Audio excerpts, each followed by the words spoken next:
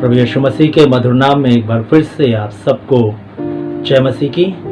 आप परमेश्वर का धन्यवाद हो कि आज की सुबह में फिर प्रभु ने हमें अपने चरणों के पास आने का मौका दिया कि हम आज फिर उसकी आराधना और उसकी स्तुति करें। हम अपने घरों पर हैं, उसकी आराधना करने के लिए उसके चरणों में आ गए हैं अपने समय के अनुसार। और आज फिर हम उसकी आराधना और उसकी स्तुति करने के लिए जब हम उसके चरणों में आके बैठे हैं, हम अपना मन प्रभु की ओर लगाएंगे, अपना ध्यान प्रभु की ओर लगाएंगे। आइए हम इससे पहले कि अपनी आराधना को प्रारंभ करें और प्रभु हमारे बीच में उपस्थित हो, हम एक कोरस में चलेंगे।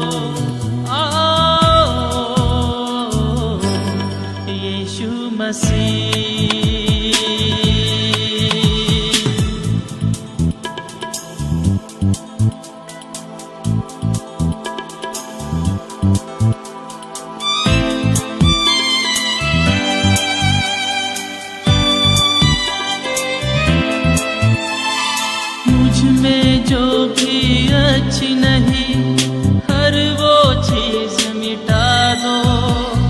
तुमको जो पसंद हो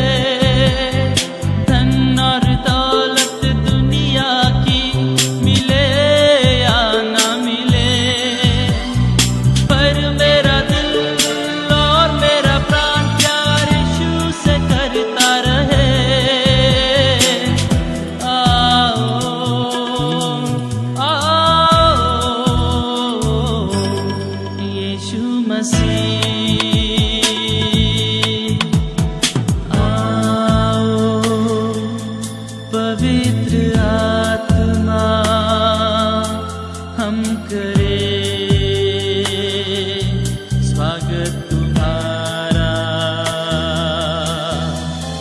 आओ यीशु मसीहा, हम करें तेरी आराधना, हम गाते तेरी महिमा, उठाते ऊंचा तेरा नाम।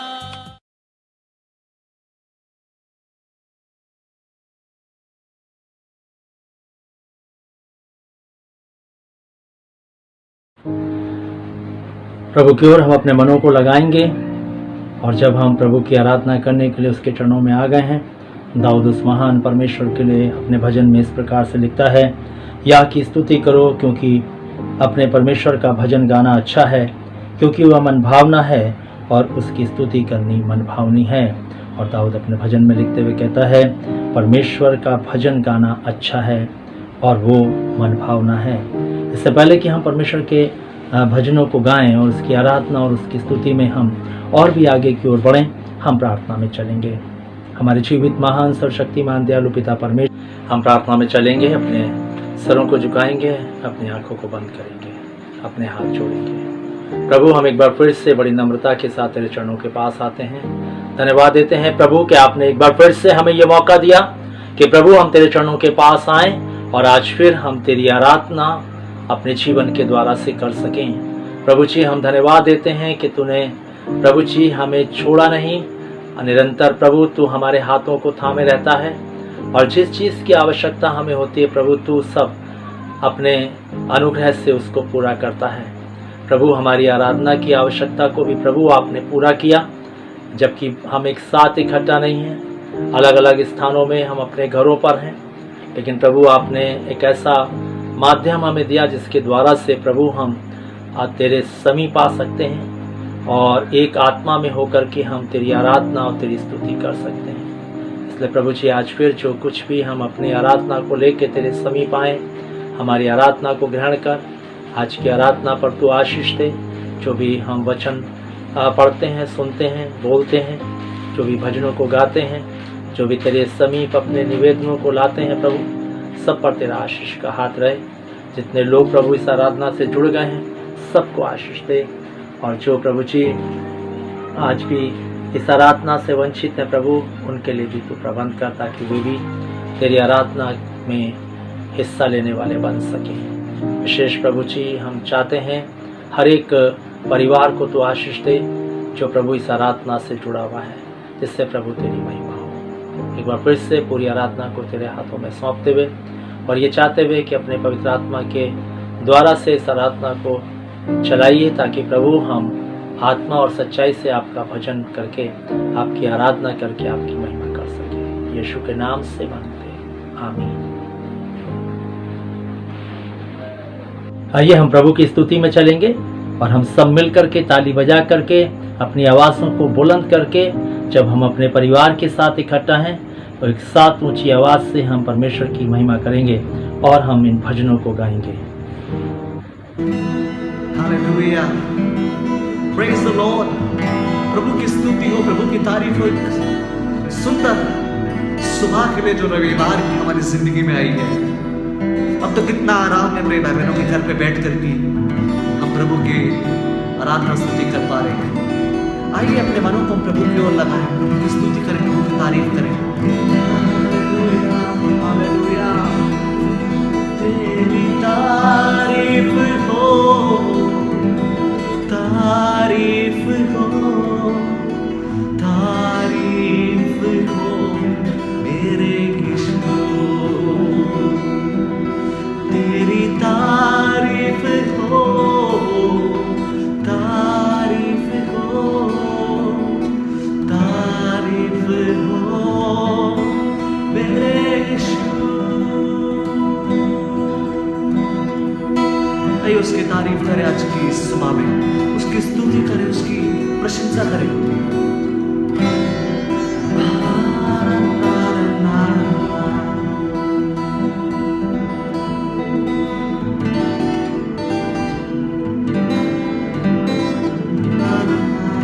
एक गीत गाए बोलते यीशु नाम मिला, यीशु नाम मिला, मेरा जीवन संवर गया। ताली बजा करके प्रभु की स्तुति करते हुए इस गीत को गाएं।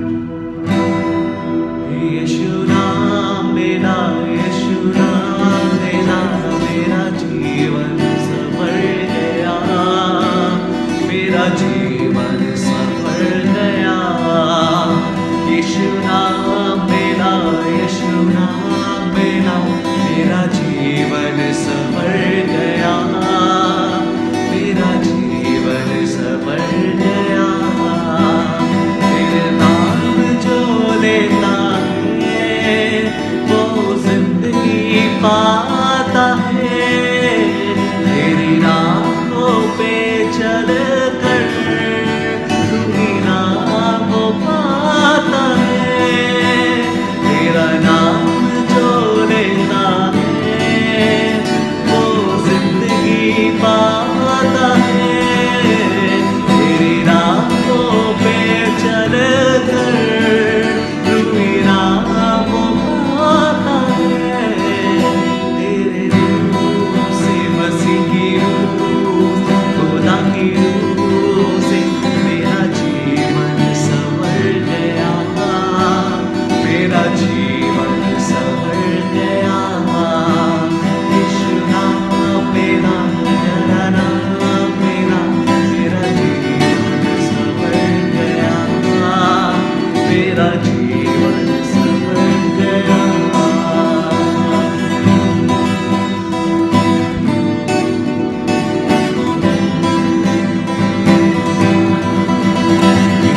तेरी हुजूरी में कुदरत और जलाल है, जो तेरे ही हाथों में मुझसा और कमाल है। यीशु तेरी हुजूरी में कुदरत और जलाल है, तेरे ही हाथों में मुझसा और कमाल है।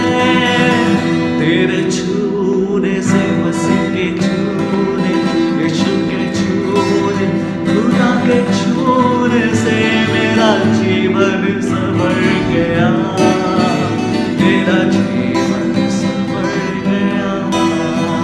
यीशु नाम मेरा, यीशु नाम मेरा, मेरा जीवन संवर गया, मेरा जीवन संवर। यदि आपका जीवन में संवरा तो एक बार फिर से यीशु नाम मेरा, यीशु नाम मेरा, मेरा जीवन संवर गया, मेरा जीवन संवर गया।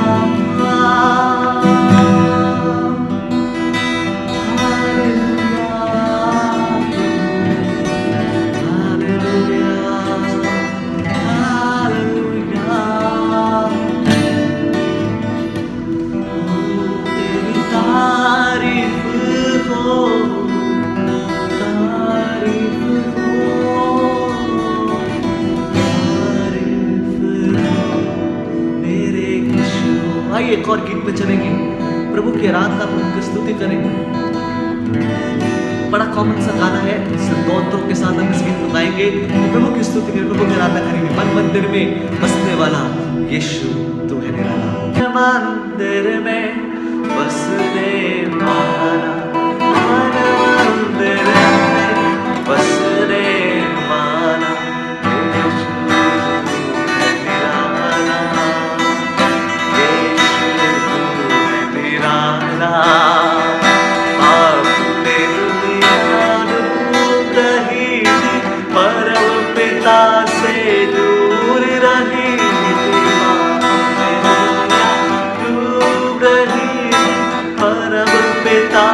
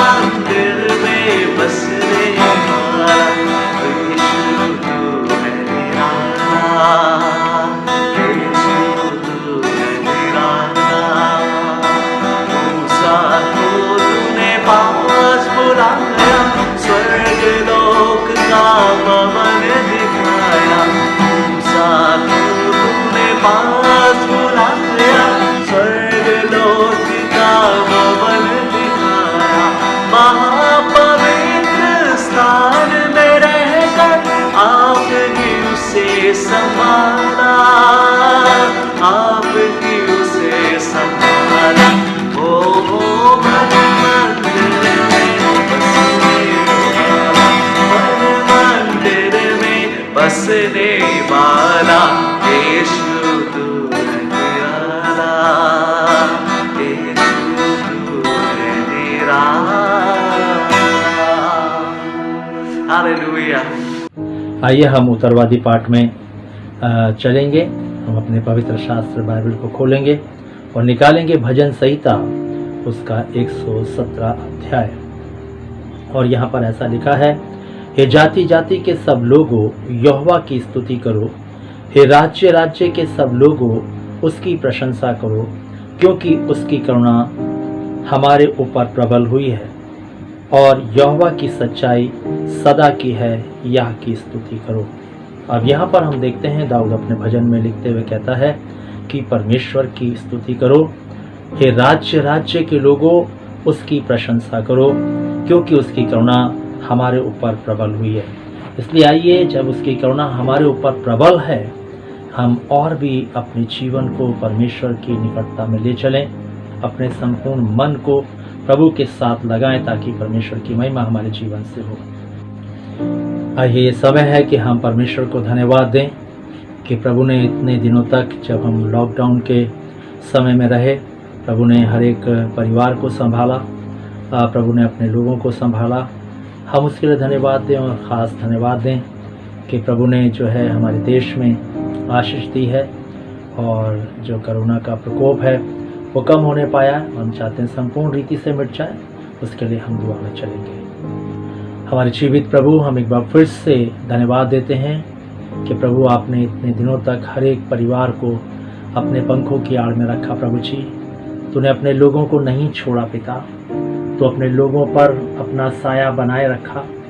सचमुच में प्रभु जी, तूने ना तो दिन की धूप से ना रात की चांदनी से कोई हानि होने दी, बल्कि तेरे सुरक्षित रक्षा में हाथ प्रभु जी तेरे लोगों को संभाले रहे। इसके लिए हम हृदय से तुझे धन्यवाद देते हैं। हम धन्यवाद देना चाहते हैं तेरी असीम कृपा के लिए, भलाई के लिए, जो प्रभु जी सचमुच में कलीसिया के हर एक भाई बहन के जीवन में रही। और प्रभु, आपने कलीसिया के भाई बहनों को नहीं, प्रभु जो तेरी ओर देखते रहे, तूने प्रभु सबकी आवश्यकताओं की पूर्ति की। इसके लिए हम तुझे धन्यवाद देते हैं। एक बार फिर से हम धन्यवाद देना चाहते हैं कि प्रभु आपने इस महामारी की गति को भी धीमा किया हमारे देश में। इसके लिए भी हम तुझे धन्य कहते हैं और यही चाहते हैं पिता कि प्रभु इस महामारी रूपी बीमारी को प्रभु जी हमारे देश से बिल्कुल खत्म कर, ताकि प्रभु हमारे देश का जनजीवन सामान्य हो और तेरी महिमा हर एक जन करने पाए।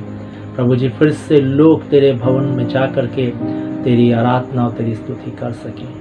विशेष प्रभु जी, हम चाहते हैं कि तू अपने अनुग्रह में इस बीमारी को विश्व से समाप्त कर दे और ये बीमारी फिर प्रभु दोबारा किसी भी देश में हावी ना होने पाए, फिर से ना आने पाए। प्रभु जी, ऐसी हम विनती तुझसे करते हैं। आपने हमारी दुआ को सुना, धन्यवाद। जब हम आपके वचन की ओर ध्यान करते हैं, आप प्रभु जी हमसे बोलें, हमसे बातचीत करें और आज फिर अपनी आत्मा के द्वारा से हमें सिखाएं। सब कुछ तेरे हाथों में देते हुए, हर एक को तेरे हाथों में सौंपते हुए, इस विनती को प्रभु यीशु मसीह के नाम से मांगते, आमीन।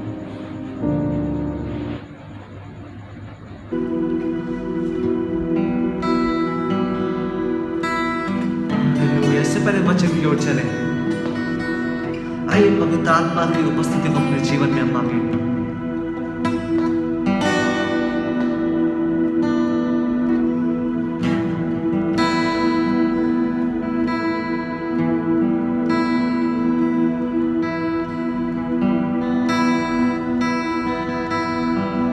अमृत जल प्रभु मुझको पिला दे, दिल मेरे की प्यास बुझा दे।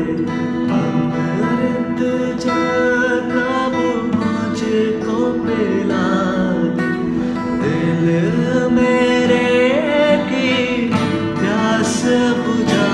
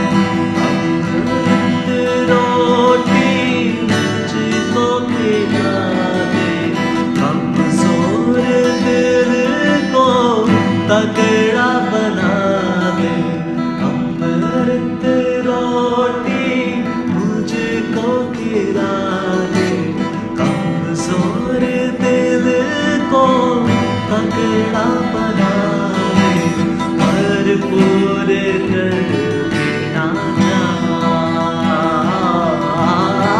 भरपूर कर के ना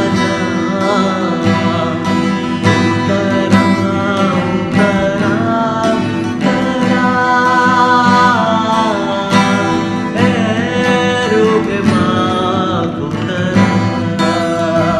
आज कहे उतरा, पवित्र आत्मा से कहे उतरा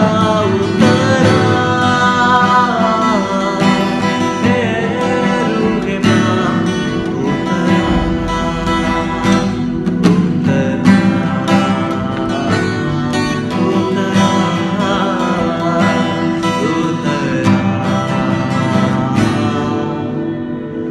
उतरा हालेलुया। प्रभु उतरा आज जब वचन सुनते प्रभु तेरे आत्मा हमको सिखाए, तेरे दास में से होकर के प्रभु। हालेलुया हालेलुया हालेलुया उतरा उतरा उतरा उतरा। यीशु के नाम से, यीशु के नाम से आज अपने दासों के दास के ऊपर अपने विधि का नाम से छू और पवित्र कर प्रभु। और प्रभु होने दे प्रभु के आपका पवित्र आत्मा से बातें करें। सारी बातों में धन्यवाद देते हुए देखो यीशु के नाम से आमीन। आइए हम प्रभु के वचन को सुने आज का। सबको जय मसीह की। तैयार हो जाइए, परमेश्वर हमसे बातें करने जा रहे हैं। हम प्रभु के चरणों में हैं और आज के वचन को सुनने के लिए हम तैयार हैं और परमेश्वर का आत्मा आज फिर से हमसे बात करने जा रहा है। और इसलिए हम अपना ध्यान प्रभु के वचन की ओर लगाएंगे, अपने मनों को प्रभु की ओर उठाएंगे, ताकि हम परमेश्वर की इस जीवित वाणी को सुन करके अपनी जिंदगी को प्रभु के आगमन के लिए तैयार कर सकें। इसलिए प्रिय भाइयों, हम फिर से इस बात की ओर ध्यान करना चाहते हैं। आज के सुबह में जब हम प्रभु के चरणों के पास हैं, हम फिर से नए जन्म के बारे में बातचीत करेंगे। और नया जन्म के बारे में जब हम बातचीत कर रहे हैं तो हम इस बात को अपनी जिंदगी में समझने का प्रयास करेंगे कि बिना नया जन्म पाए हम परमेश्वर के राज्य में नहीं जा सकते। इस बात को हमें अपनी जिंदगी के अंदर समझ लेने की आवश्यकता है। जब हम शांत समय में हैं, अपने जीवन को अपने परिवारों के साथ रखे हैं, हमें इस बात को अच्छे से समझने की आवश्यकता है। और इसलिए पिछले रविवार हम इस बात को देख रहे थे कि नया जन्म पाने के लिए हमें 3 बातों को अपनी जिंदगी में अपनाना होगा। और पहली बात हमने पिछले रविवार देखी मन फिराने के बारे में। जब तक मन हम नहीं फिराएंगे, हम पर नया जन्म को प्राप्त नहीं कर सकते। नया जन्म पाने के लिए हमें मन को फिराना होगा। और किन बातों से मन को फिराना है, इन बातों के बारे में हमने पिछले रविवार जो है सीखा था। आज के रविवार में मैं आपका ध्यान जो है जो दूसरी बात है, विश्वास करे बिना हम नया जन्म नहीं पा सकते प्रभु पर। ये याद रखिए, हमें नया जन्म पाने के लिए विश्वास करने की आवश्यकता है। जब हम विश्वास करेंगे तभी हमें नया जन्म जो है सचमुच में प्राप्त होगा। और इसलिए जब हम आज इस बात पर ध्यान करने के लिए जा रहे हैं, हम अपने मन को एकाग्रचित करेंगे। निश्चय है कि हम इस बात को सोच रहे होंगे कि ये विश्वास क्या हम करते नहीं हैं, क्या विश्वास हमारा प्रभु पर नहीं है। हम ऐसा सोच रहे होंगे। जब मैं फिर से इस विश्वास के बारे में आपसे बात करने जा रहा हूं, या परमेश्वर का आत्मा हमसे बात करने जा रहा है, तो हम इस बात को जरूर सोच रहे होंगे। लेकिन मैं आपका ध्यान इस बात की ओर केंद्रित करना चाहता हूं कि विश्वास जो है वो ही मसीह जीवन की नींव है। यदि हम मसीह जीवन को एक स्थिरता के साथ खड़ा करना चाहते हैं तो हमें विश्वास करने की आवश्यकता है। और जब हम विश्वास करेंगे परमेश्वर पर, तभी हम जो है अपने जीवन को प्रभु के वचन रूपी मार्ग पर स्थिर करने पाएंगे। हम अपने अच्छे घर का निर्माण करने पाएंगे। हम ऐसे घर का निर्माण करने पाएंगे अपने विश्वास के द्वारा से जो चट्टान पर स्थिर है। चाहे उस पर बाढ़ें आए, टकरे लगे, आंधियां आए, तूफान आए, लेकिन वो नहीं गिरेगा, क्योंकि हमने अपना जो घर है वो चट्टान पे बनाया है। इसलिए हमें विश्वास करने की आवश्यकता है प्रिय भाई बहनों।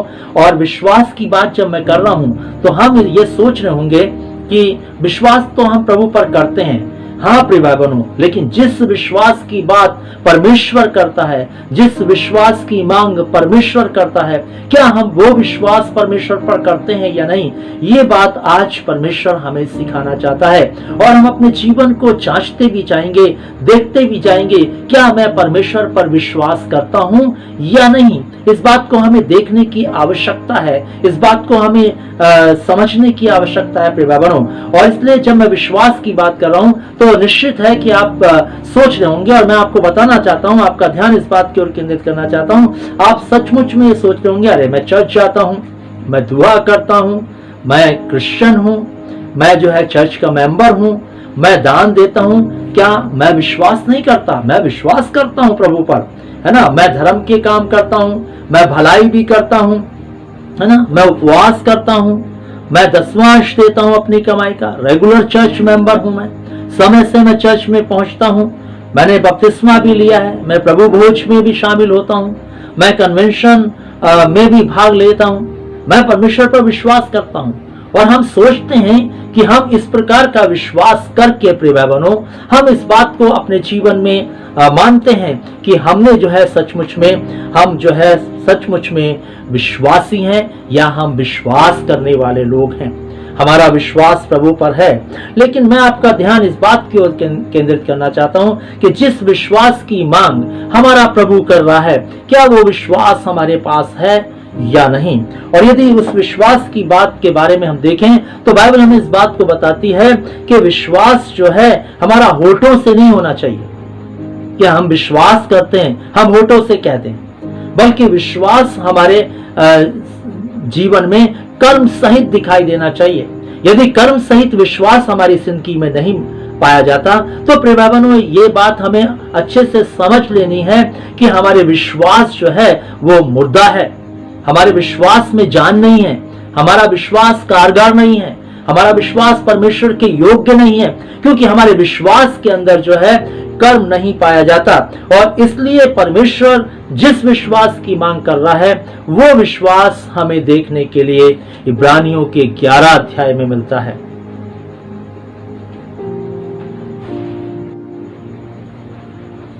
और इब्रानियों के 11 अध्याय में हम इस बात को देखते हैं कि प्रभु का वचन हमें इस बात को बताता है, विश्वास बिना परमेश्वर को प्रसन्न करना अनहोना है।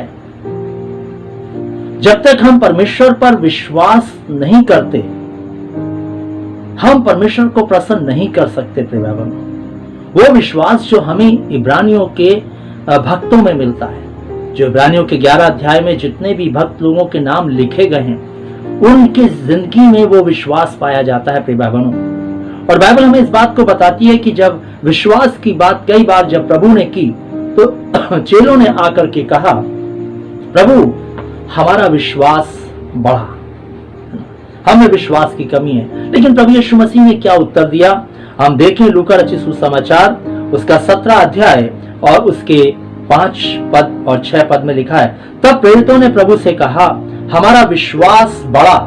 प्रभु ने कहा, यदि तुमको राई के दाने के बराबर भी विश्वास होता, शब्दों पर ध्यान देंगे, प्रभु ने कहा यदि तुमको राई के दाने के बराबर भी विश्वास होता तो तुम इस शहतूत के पेड़ से कहते कि जड़ से उखड़कर समुद्र में लग जा, तो वो मान लेता।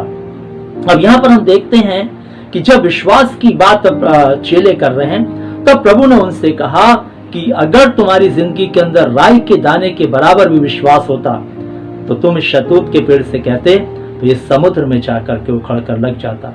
इसलिए प्रिय भाई बहनों, परमेश्वर का वचन हमें इस बात को सिखाना चाहता है कि हमारा विश्वास बिना पाप के जीवन को समाप्त किए आना मुश्किल है।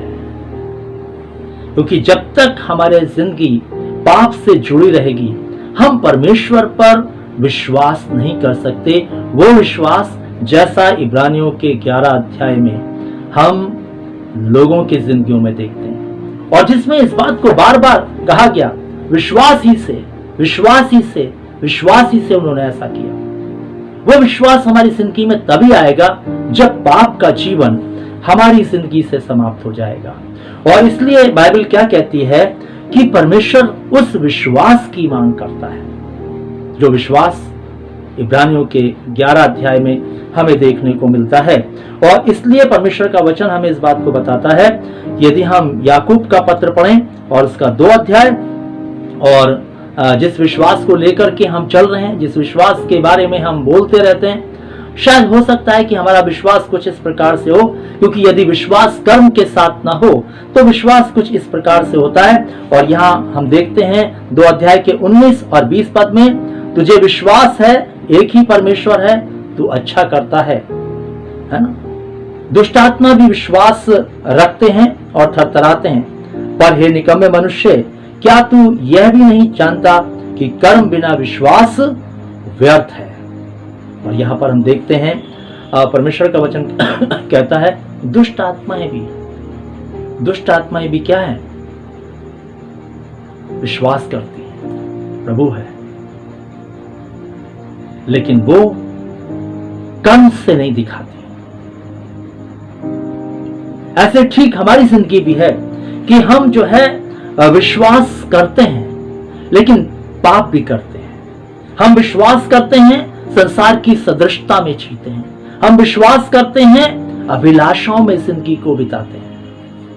लेकिन परमेश्वर का वचन हमें इस बात को बताना चाहता है प्रिय बहनों, कि पाप का जीवन जिस दिन मिट जाएगा, जिस दिन हमारी जिंदगी के अंदर नया जन्म हो जाएगा, उस दिन हमारी जिंदगी के अंदर वो विश्वास आ जाएगा जिस विश्वास की मांग परमेश्वर मनुष्य से कर रहा है।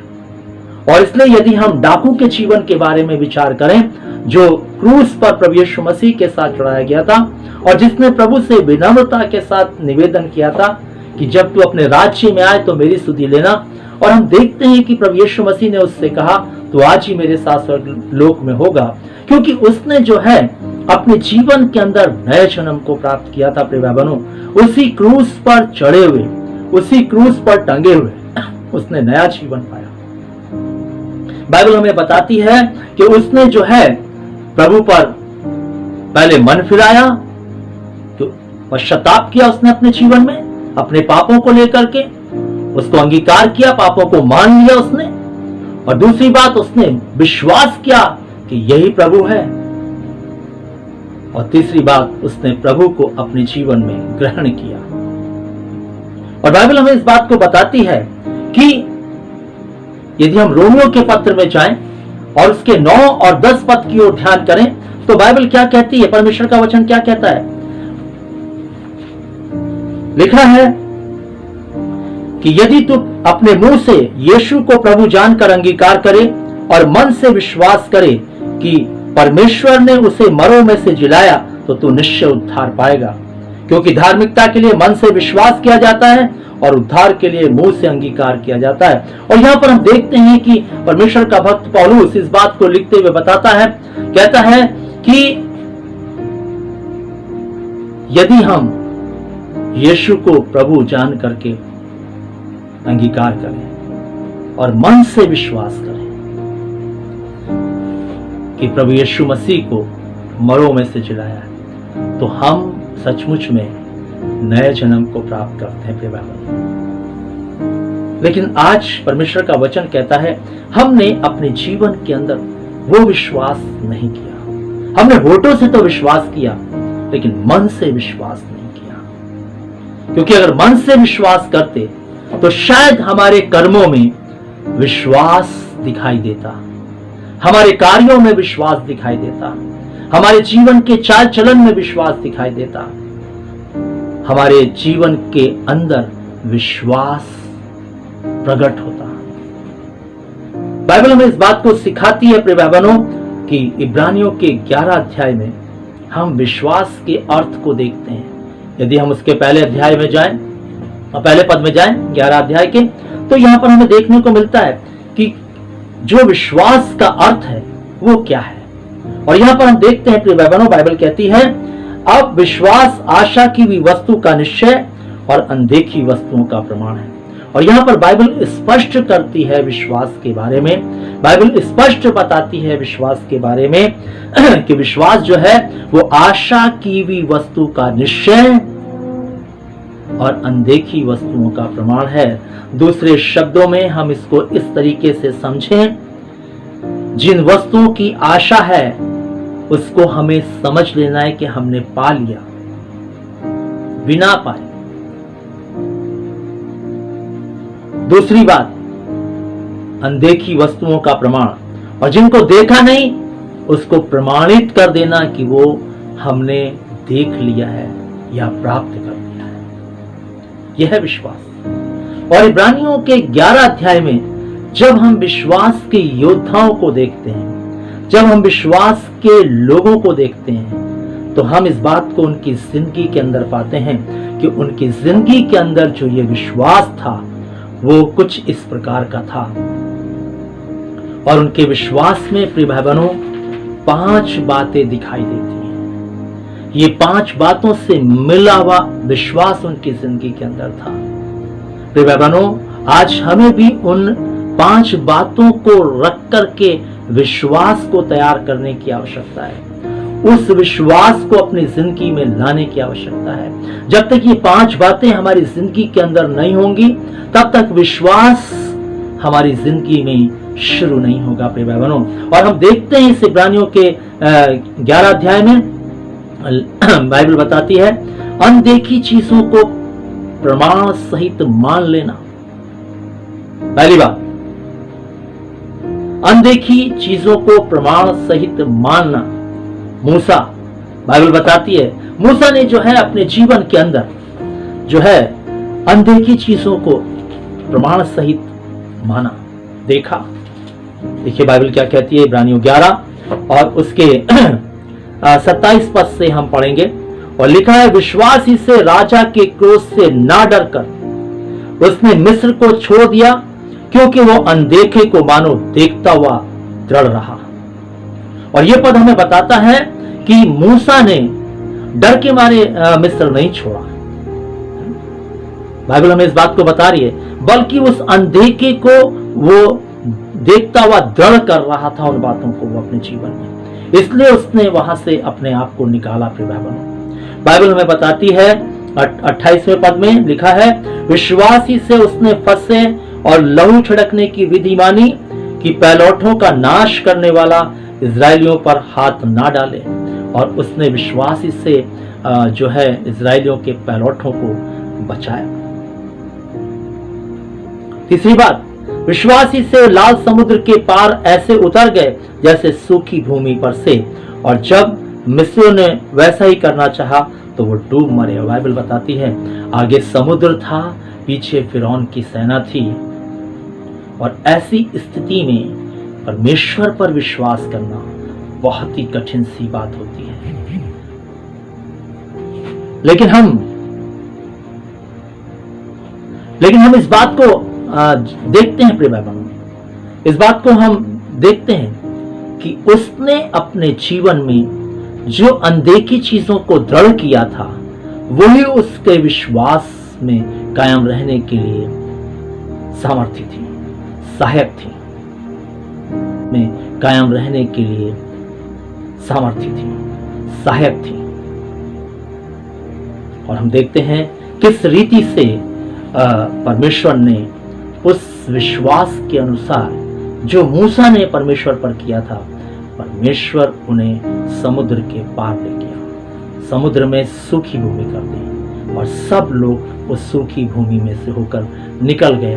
और जब मिस्र की सेना उस समुद्र की सूखी भूमि में घुसी तो सब डूब गए।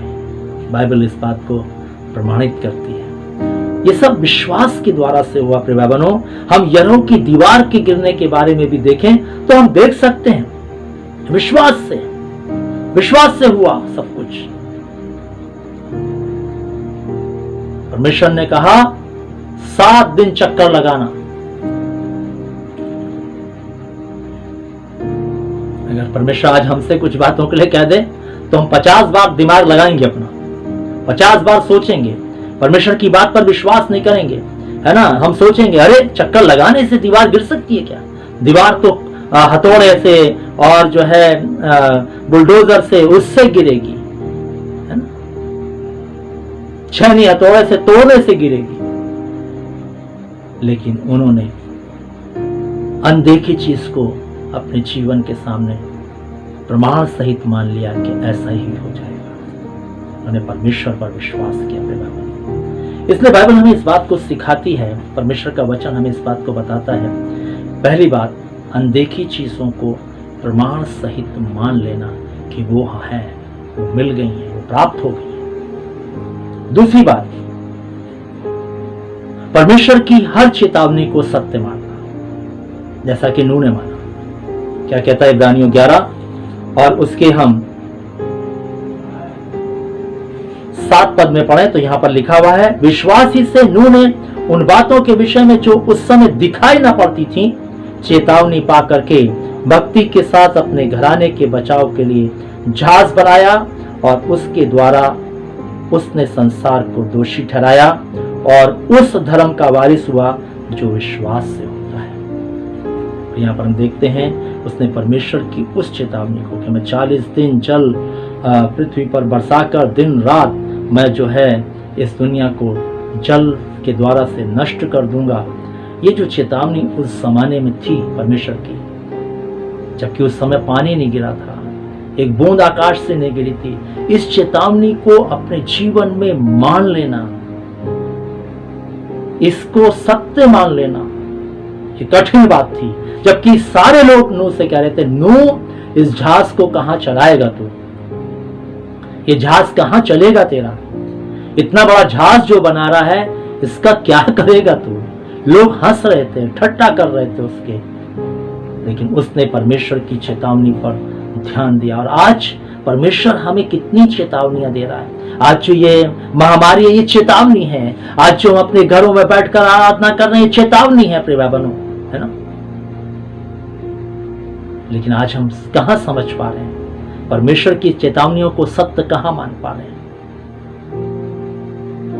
हम इन सब बातों को जब लॉकडाउन खत्म हो जाएगा, फिर से सब कुछ सुचारू रूप में आएगा, हम सब भूल जाएंगे, हम फिर से संसार में चले जाएंगे। कहां है विश्वास हमारा।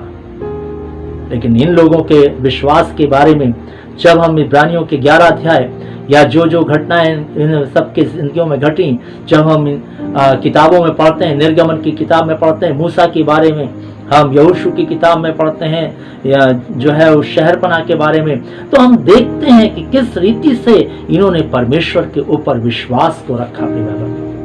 और आज प्रभु हमसे भी यही चाहता है कि हमें परमेश्वर की चेतावनियों पर क्या करना है, उनको सत्य मानना है। दाऊद क्या कहता है भजन संहिता 119 में, उसने कितनी बार चेतावनी शब्द का प्रयोग किया है। और मैं आपका ध्यान जो है ले चलना चाहूंगा भजन संहिता 119 के 38 में। दाऊद अपने भजन में लिखते हुए कहता, तूने अपनी चेतावनियों को धर्म और पूरी सत्यता से कहा है। दाऊद कहता है इस बात को धर्म सहित कहा है और सत्यता के साथ कहा है। और उसके 152 में लिखा है, बहुत समय से मैं तेरी चेतावनियों को जानता हूं क्योंकि तूने उसकी नींव सदा के लिए रखी है। जो चेतावनियां हैं वो सदा के लिए हैं।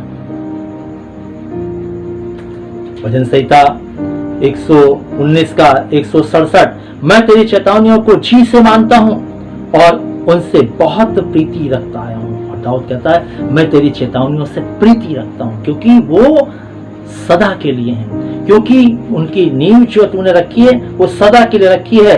वो बातें जो तेरी चेतावनियां हैं वो धर्म और पूरी रीति से सत्य है। इसलिए परमेश्वर का वचन आज हमें फिर से कहता है कि नूह ने चेतावनी को सत्य माना और उसने जहाज बनाया।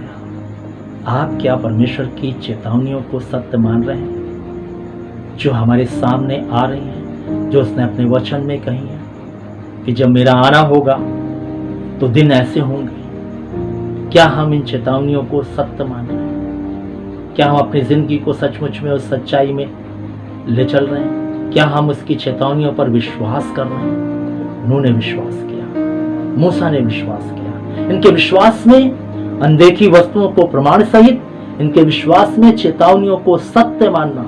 और तीसरी बात, प्रतिज्ञाओं को आशा के रूप में देखकर छीना। जो प्रतिज्ञाएं परमेश्वर ने इनसे की थी, उनको इन्होंने आशा के रूप में देख करके जिया। ऐसे जिया कि जैसे वो चीजें उन्होंने पा ली हों। आज हम परमेश्वर की प्रतिज्ञाओं पर विश्वास नहीं करते जो उसने हमसे कही है। मैं एक छोटा सा उदाहरण आपको दूं। मत्ती रचित सुसमाचार के 6 अध्याय के 33वें पद में लिखा है, यह परमेश्वर की प्रतिज्ञा है, यदि तुम मेरे धर्म और मेरे राज्य की खोज करोगे तो तुम्हें सब वस्तु मिल जाएगी। हम इस प्रतिज्ञा पर कितना विश्वास करते हैं? हम इस प्रतिज्ञा को आशा के रूप में कैसे लेते हैं? क्या हम इस प्रतिज्ञा को सचमुच में निश्चय मानते हैं? ये ऐसे एज इट इज पूरी होंगी?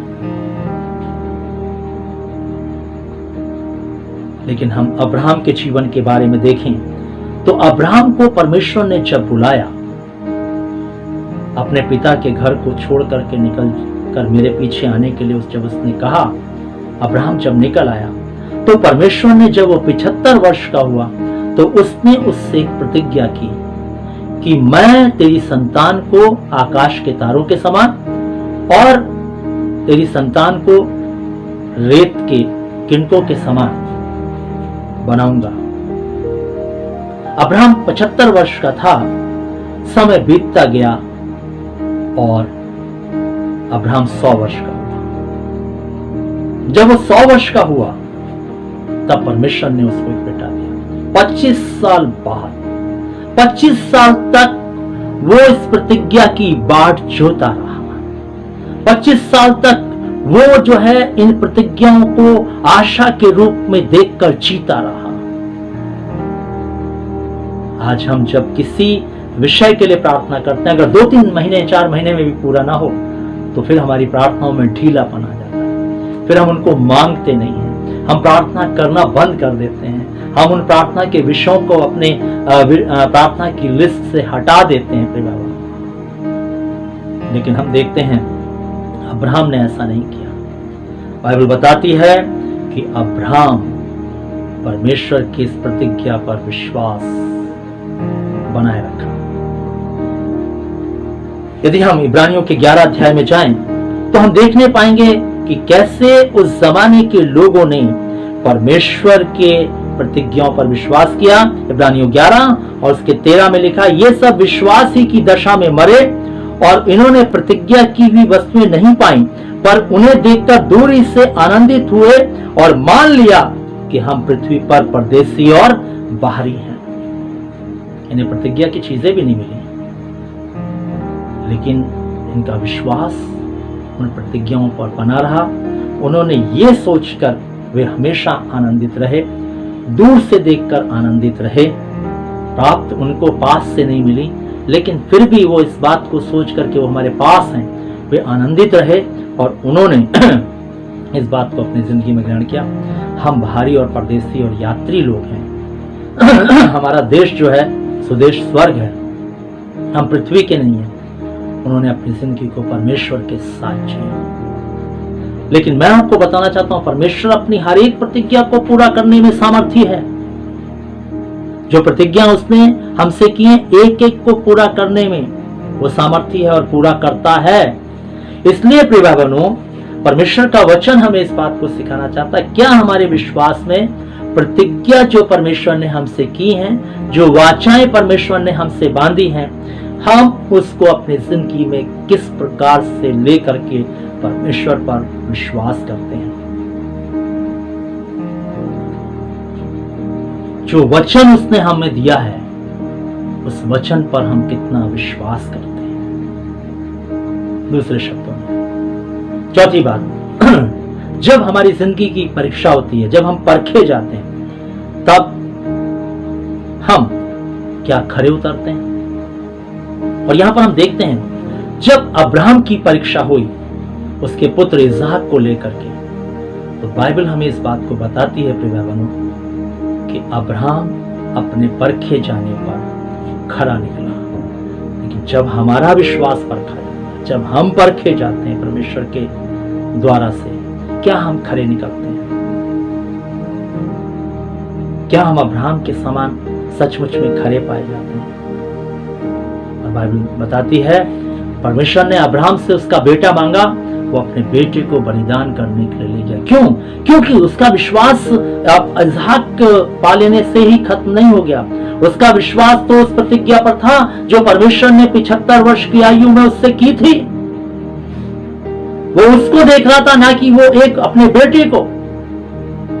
आज हम कैसा देखते हैं परमेश्वर के प्रतिज्ञाओं को, परमेश्वर के वचनों को जो उसने हमें दिए हैं, हम कैसा देखते हैं प्रिय भाइयों? कैसा हम उसको अपने जीवन में अपनाते हैं? और इस प्रकार से हम देखते हैं कि ये बात जो है उनकी जिंदगी में थी अब्राहम की, और कि वो अपने परखे जाने पर खरा निकला, शारीरिक परीक्षा में भी, और लोग अपने प्राणों की परीक्षा में भी खरे निकले। मालूम है, शारीरिक परीक्षा में नहीं, प्राणों की परीक्षा में भी खरे निकले। चौथी बात जो इनके विश्वास में पाई जाती थी, पांचवी बात जो इनके विश्वास में पाई जाती थी, वो था आज्ञा को हर हद तक जाकर मानना। चाहे कितनी भी हदें हमें पार क्यों ना करनी पड़े आज्ञा मानने के लिए, कितनी भी कठिनाइयों का सामना क्यों ना करना पड़े हमें परमेश्वर की आज्ञा मानने के लिए, हम परमेश्वर की आज्ञा का पालन करेंगे। और मैं आपका ध्यान अगर आदम की तरफ ले चलूं, परमेश्वर ने उससे कहा था कि तुम इस बगीचे के जो बीच में वृक्ष लगा उसका फल ना खाना। लेकिन आदम ने परमेश्वर की इस बात पर विश्वास नहीं किया। दूसरे शब्दों में, परमेश्वर की इस आज्ञा का उल्लंघन आदम ने किया। उसने शैतान की बात पर विश्वास किया, उसकी आज्ञा का पालन किया, और इसलिए आदम को परमेश्वर ने अदन के बगीचे से बाहर निकाल दिया। प्रिय भाइयों, उसका विश्वास करना नहीं माना गया। लेकिन हम देखते हैं कि आज्ञा का पालन करने के लिए हर हद से गुजर जाना। अगर हम इस बात को देखें तो हम शद्रक मेशक अबेदनगो के जीवन की ओर ध्यान करें। हम देखते हैं कि जब परमेश्वर की आज्ञा जो उन्हें मिली हुई थी व्यवस्था के द्वारा से कि तू मुझे छोड़ दूसरे को दंडवत ना करना, तो दूसरे को ईश्वर करके ना मानना, हम देखते हैं कि वो इस आज्ञा को पालन करने के लिए हर हद पार करते, इवन उनके प्राणों पे बनाए, वे अपने प्राणों को भी उन्होंने दांव पर लगा दिया। लेकिन परमेश्वर की आज्ञा का उल्लंघन उन्होंने नहीं किया। ऐसे दानियल के जीवन में देखते हैं, दानियल ने भी परमेश्वर की उस आज्ञा का उल्लंघन जो परमेश्वर ने उसे दी थी कि तू मुझे छोड़ और दूसरे को कभी दंडवत ना करना, किसी चीज की सूरत मूरत बनाकर दंडवत ना करना, उस आज्ञा का पालन करने के लिए वो शेरों की माद में चला गया। शद्रक मेशक अबेदनगो आग के भट्टे में चले गए, लेकिन उन्होंने परमेश्वर की आज्ञा का उल्लंघन नहीं किया। क्या प्रिय भाइयों, ये 5 बातें हमारे लिए। चौथी बात जो इनके विश्वास में पाई जाती थी, 5वीं बात जो इनके विश्वास में पाई जाती थी, वो था आज्ञा को हर हद तक जाकर मानना। चाहे कितनी भी हदें हमें पार क्यों ना करनी पड़े आज्ञा मानने के लिए, कितनी भी कठिनाइयों का सामना क्यों ना करना पड़े हमें परमेश्वर की आज्ञा मानने के लिए, हम परमेश्वर की आज्ञा का पालन करेंगे। और मैं आपका ध्यान अगर आदम की तरफ ले चलूं, परमेश्वर ने उससे कहा था कि तुम इस बगीचे के जो बीच में वृक्ष लगा उसका फल ना खाना। लेकिन आदम ने परमेश्वर की इस बात पर विश्वास नहीं किया। दूसरे शब्दों में, परमेश्वर की इस आज्ञा का उल्लंघन आदम ने किया। उसने शैतान की बात पर विश्वास किया, उसकी आज्ञा का पालन किया, और इसलिए आदम को परमेश्वर ने अदन के बगीचे से बाहर निकाल दिया। प्रिय भाई बहनों, उसका विश्वास करना नहीं माना गया। लेकिन हम देखते हैं कि आज्ञा का पालन करने के लिए हर हद से गुजर जाना। अगर हम इस बात को देखें तो हम शद्रक मेशक अबेदनगो के जीवन की ओर ध्यान करें। हम देखते हैं कि जब परमेश्वर की आज्ञा जो उन्हें मिली हुई थी व्यवस्था के द्वारा से कि तू मुझे छोड़ दूसरे को दंडवत ना करना, तो दूसरे को ईश्वर करके ना मानना, हम देखते हैं कि वो इस आज्ञा को पालन करने के लिए हर हद पार कर गए। इवन उनके प्राणों पे बनाए, वे अपने प्राणों को भी उन्होंने दांव पर लगा दिया, लेकिन परमेश्वर की आज्ञा का उल्लंघन उन्होंने नहीं किया। ऐसे दानियल के जीवन में देखते हैं, दानियल ने भी परमेश्वर की उस आज्ञा का उल्लंघन जो परमेश्वर ने उसे दी थी कि तू मुझे छोड़ और दूसरे को कभी दंडवत ना करना, किसी चीज की सूरत मूरत बनाकर दंडवत ना करना, उस आज्ञा का पालन करने के लिए वो शेरों की मार में चला गया। शद्रक मेशक अबेदनगो आग के भट्टे में चले गए, लेकिन उन्होंने परमेश्वर की आज्ञा का उल्लंघन नहीं किया। क्या प्रिय भाई बहनों, ये 5 बातें हमारे विश्वास में हैं, ये 5 बातें हमारे विश्वास में हैं। इन सब भक्तों की जिंदगी में ये 5 बातें उनके विश्वास में निहित थी, सम्मिलित थी, जुड़ी हुई थी। आइए अपनी जिंदगी को देखिए, इन 5 बातों में से कितनी बातें जो हैं हमारे विश्वास में पाई जाती हैं। आइए आज की सुबह में टटोलिए अपनी जिंदगी को, जांचिए प्रिय भाई बहनों। परमेश्वर हमसे बात कर रहा है। आइए अपने विश्वास को परखिए और देखिए 2 कुरिन्थियों 13 उसके 5 के अनुसार अपने विश्वास को परखो कि तुम विश्वास में हो कि नहीं। अपने आप को जांचो कि तुम विश्वास में हो कि नहीं। अगर नहीं तो निकम्मे निकले। इसलिए परमेश्वर का वचन हमें इस बात को बताता है प्रिय भाई बहनों, परमेश्वर का वचन हमें इस बात को सिखाना चाहता है कि आज इस वचन के द्वारा से अपने जीवन की जांच करो, क्योंकि जिस दिन ये 5 बातें आपकी जिंदगी में आएंगी उस दिन आप भी हर हद से गुजरने के लिए तब तैयार रहेंगे। पौलुस क्या नहीं सहा उसने, उसकी आज्ञा का पालन करने के लिए उसने कौन सी पीड़ा नहीं सही। इसलिए प्रिय भाई बहनों, आइए देखिए क्या आप विश्वास में हैं, और अगर विश्वास में आप हैं, आपके विश्वास में ये 5 बातें हैं, आप नए जन्म आपकी जिंदगी में है। अगर ये 5 बातें नहीं तो आप नए जन्म को नहीं प्राप्त किया है, आप स्वर्ग के राज्य में कैसे जाएंगे। फिर से मैं इन 5 बातों को आपके सामने दोहरा देना चाहता हूं। पहली बात, अनदेखी चीजों को प्रमाण सहित मान लेना। दूसरी बात, चेतावनियों को सत्य मानना। तीसरी बात, प्रतिज्ञाओं को आशा के रूप में देखकर जीना। चौथी बात, परखे जाने पर खरा उतरना। 5वीं बात, आज्ञा को हर हद तक जाकर के पूरा करना। ये हमारे जीवन के विश्वास में जो हम प्रभु पर करते हैं होनी चाहिए 5 बातें, और ऐसे विश्वास की मांग प्रभु करता है। और इसलिए बार बार इब्रानियों के पत्र में आया 11 अध्याय में, विश्वास ही से नूह ने, विश्वास ही से मूसा ने, विश्वास ही से दानियल ने, विश्वास ही से हनोक ने, विश्वास ही से हाबिल ने, विश्वास ही से यूसुफ ने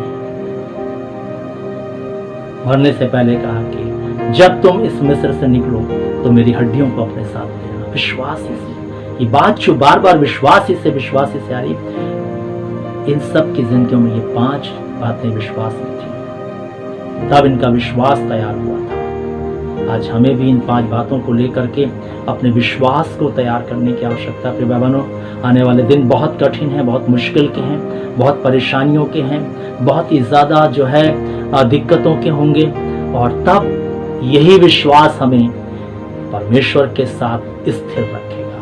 यही विश्वास हमें परमेश्वर के साथ खड़ा रखेगा। यही विश्वास हमें जो है उस 666 की स्टैंप लगाने के लिए मना कर देगा। यही विश्वास जो है हमें प्रभु के साथ मिट जाने के लिए हमें सामर्थ देगा। यही विश्वास। और इसलिए प्रिय भाई बहनों, मसीह जीवन का जो वास्तविक अर्थ है वो है विश्वास पर कायम रहना। इसलिए आइए अपनी जिंदगी को आज की सुबह में फिर से टटोलें और देखें। और मैं फिर आपको कहना चाहता हूँ, नया जन्म पाने के लिए मन फिराना और विश्वास करना। और तीसरी बात जिसको हम अगले रविवार देखेंगे, प्रभु को अंगीकार करना मुंह से। हम इस पर मनन करेंगे अगले रविवार को। लेकिन आज सिर्फ आप अपने जीवन में प्रश्न करके अपने विश्वास को परखें, जांचें। क्या मेरा विश्वास कर्म सहित है? क्या मेरा विश्वास में ये 5 बातें पाई जाती हैं? क्या मेरा विश्वास सचमुच में प्रभु की मांग के अनुसार मैं उस पर रखता हूँ? आइए हम देखें और अपने जीवन को प्रभु के साथ ठीक करें। उस विश्वास में चले जाएं जो विश्वास नूह के पास था, जो विश्वास पौलुस के पास था, जो विश्वास जो है मूसा के पास था, और दानियल और शद्रक, मिशक, अबेदनगो और अब्राहम के पास था। आइए हम भी अपनी जिंदगी को उसी विश्वास में लाके खड़ा करें। परमेश्वर हम सबको आशीष देंगे। आज हम ये रुक जाएंगे। आइए हम अंतिम प्रार्थना में जाएंगे और आज की आराधना को हम समाप्त करेंगे। प्रभु जी, हम धन्यवाद देते हैं आपके पवित्र आत्मा के लिए, जिसने आज की इस सुबह में हम सबसे बातचीत की है और हमें फिर से प्रभु तेरे वचन से लेकर के सिखाया कि किस विश्वास की मांग तू करता है, कौन सा विश्वास तुझे चाहिए। प्रभु, तुझे धार्मिक विश्वास नहीं चाहिए, तुझे ऊपरी विश्वास नहीं चाहिए, तुझे जो विश्वास चाहिए उस विश्वास में इन 5 बातों का मिश्रण चाहिए। प्रभु, आप सहायता करें कि हम इन 5 बातों को अपने विश्वास में मिला दें। प्रभु जी, इन 5 बातों को मिला करके हम उस विश्वास को प्रभु जी तैयार करें, ताकि हमारी जिंदगी उस विश्वास में चल करके तुझे प्रसन्न करने वाली हो सके। क्योंकि विश्वास बिना तुझे प्रसन्न करना पिता अनहोना है। तूने अपने वचन में हमें इस बात को बताया है। इसलिए प्रभु आप सहायता करें, हर एक की मदद करें कि आप पर ऐसा विश्वास रखें जिससे तू प्रसन्न हो। और प्रभु, हम भी तेरे बड़े आशीषों को और तेरे उस राज्य को हम प्राप्त करने वाले बन सकें। पूरे सप्ताह प्रभु जी कलीसिया के हर एक परिवार को संभालना। जितने लोगों ने प्रभु जी आज इस आराधना से जुड़ करके तेरे वचनों को सुना है, आराधना की है, उन सबको संभालना और अपनी करुणा पूरे सप्ताह बना के रखना। प्रभु जी, हर एक इस महामारी के प्रकोप से हर एक को बचा के रखना। सब कुछ तेरे हाथों में देते हुए इस विनती को प्रभु यीशु मसीह के नाम से मांगते हैं, आमीन। अब हमारे परमेश्वर पिता का प्रेम, प्रभु यीशु मसीह का अनुग्रह और पवित्र आत्मा की सदाकता हम सब विश्वास करने वालों के साथ, जहाँ के समस्त विश्वासियों के साथ, इस झुंड के साथ, इस कलीसिया के साथ और जितने लोग जो है आराधना से जुड़े हैं उन सब के साथ, जब तक प्रभु यीशु मसीह दोबारा नहीं आते, यह आशीष युगानुग एक सी बनी रही। आमीन। प्रभु आप सबको आशीष दें।